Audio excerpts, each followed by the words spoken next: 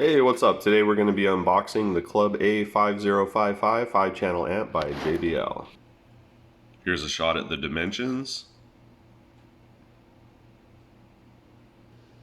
It is a Class AB on the 4-channel section and a Class D on the subwoofer channel.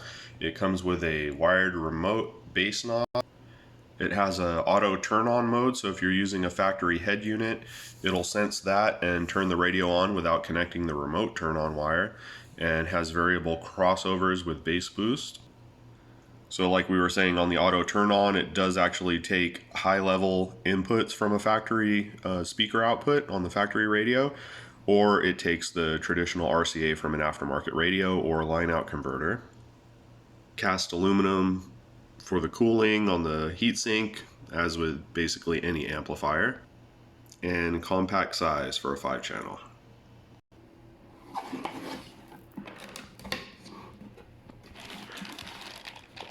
First up, you get your bag full of stuff. I see 2 stickers in there.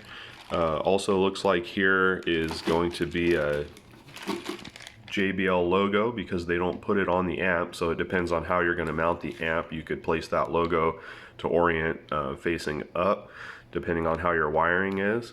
And it looks like you've got your high level speaker inputs to RCA plug adapters here. You get 4 of them, so that's good for your front and rear off of a factory head unit. You just run the speaker wire back into the amp, and then you don't need any additional line out converters or anything like that. So we take the amp out, set it to the side. There's another box in here. It's probably just got the bass knob in it.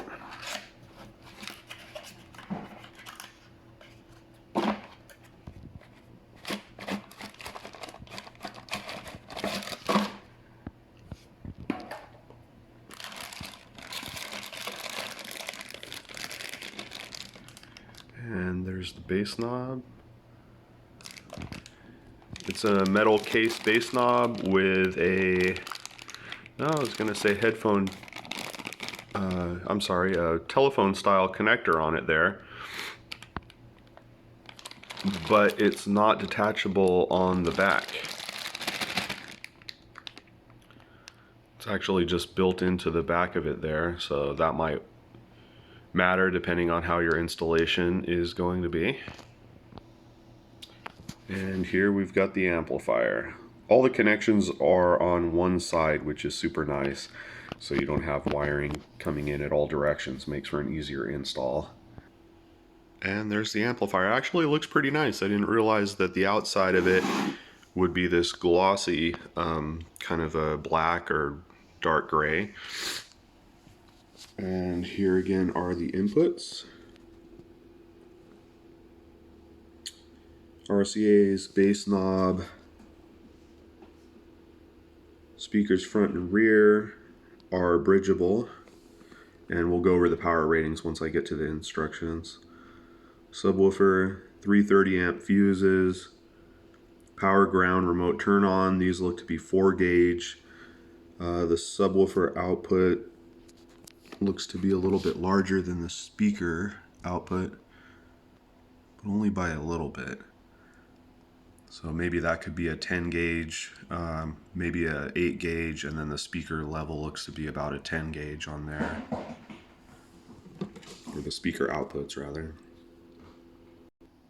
So in order to get at all the controls and everything, and the mounting screw holes, which would be underneath this black plastic trim, just come around to the front, put your thumb underneath, and then just lift up as you go around.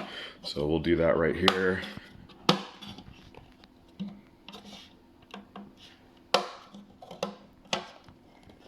Kind of get in on the sides here.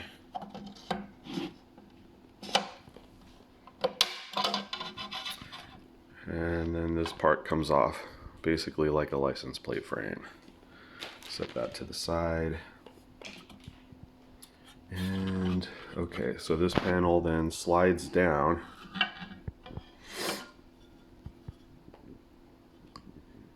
Got some rubber on the bottom here so it won't vibrate. And then we've got our controls here accessible. So let's see here. Okay, front gain, crossover setting for high pass, full, or low pass, and your frequency. Same for the rear. Turn on mode, either from remote turn on or DC offset. Input level, low, high 1 or high 2. I believe the manual on JBL says to use, I'll double check it, but I think it's high 1 first. If that doesn't work, then high 2. And then your subwoofer, bass boost, phase, frequency control for the low pass filter, and your gain control. And then your input as external or internal. So external would be if you're feeding it a dedicated subwoofer RCA, but if you only have 4 channels going to the amp, or if you're using those high level inputs from a factory radio, then you would use the internal source, which would use the front and rear channels to feed the subwoofer output. And there's the bottom of the amplifier. Alright, so here we've got the instructions. In the manual, here's the power output. So at 4 ohms, it's 50 watts by 4. We're looking at the Club 5055 here. The other one is one of their 4-channel models.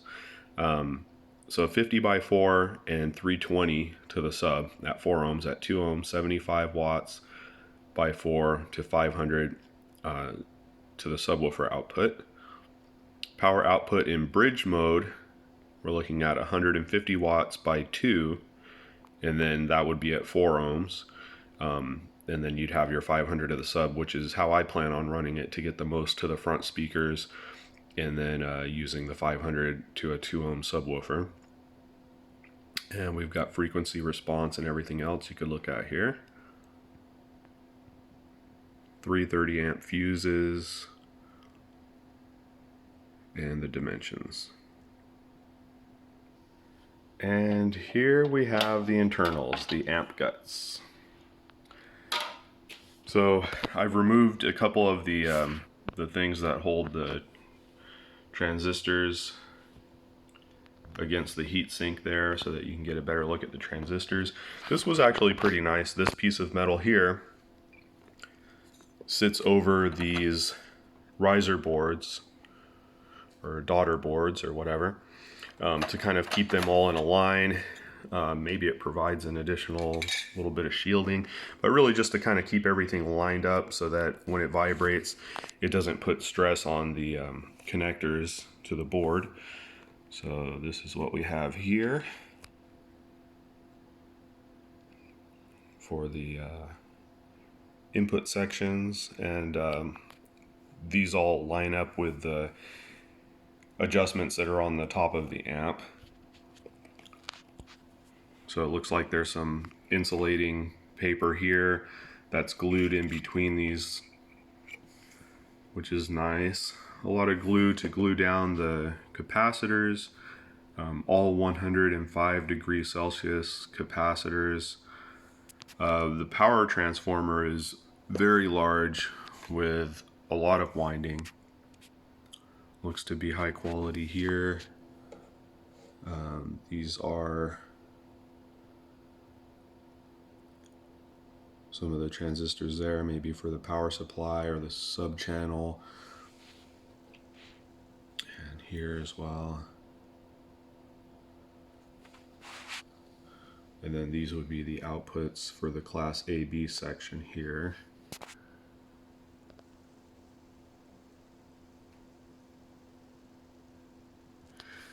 This is something that I noticed on the board.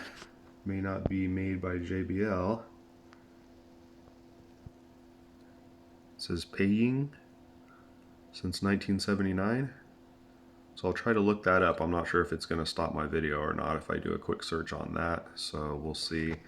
And then there's a couple of more transistors here. So I'll just kind of take an overview. And there's the cat.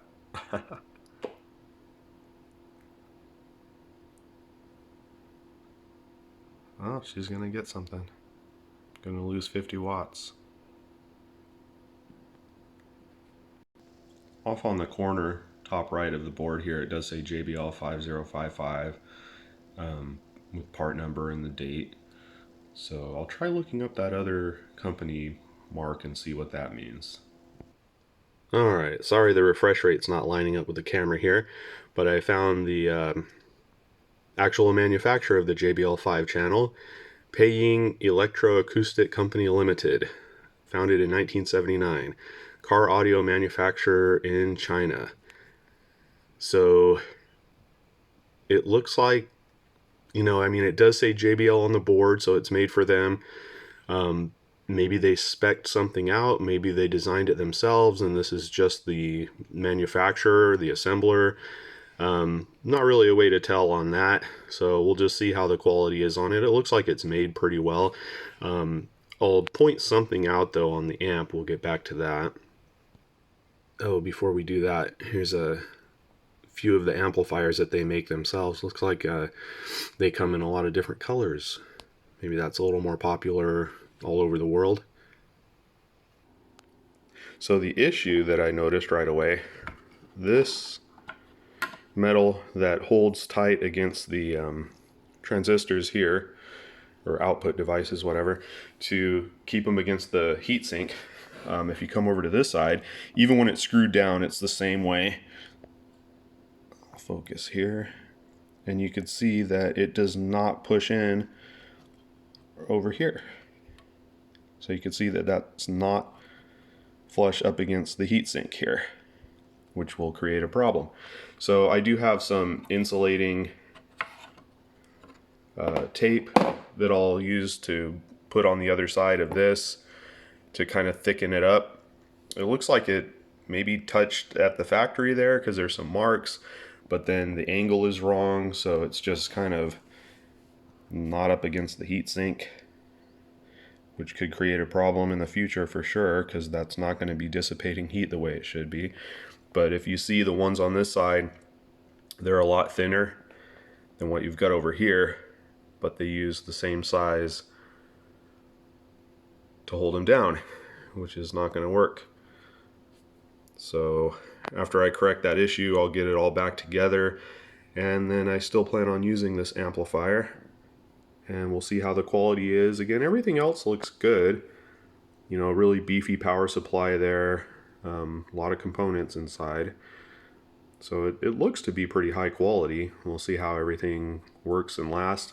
I'm just trying to get down to a 5-channel so that it takes up less space, and this one's pretty small, and got it for a good price, so hopefully I'll be happy with it. Thanks again for watching. I'll probably post an update once it's all installed with my thoughts on how it sounds, but don't expect that to come anytime too soon, really, based on everything else I've got going on here. So thanks again. Hit the like button, comment, subscribe. See you guys on the next one.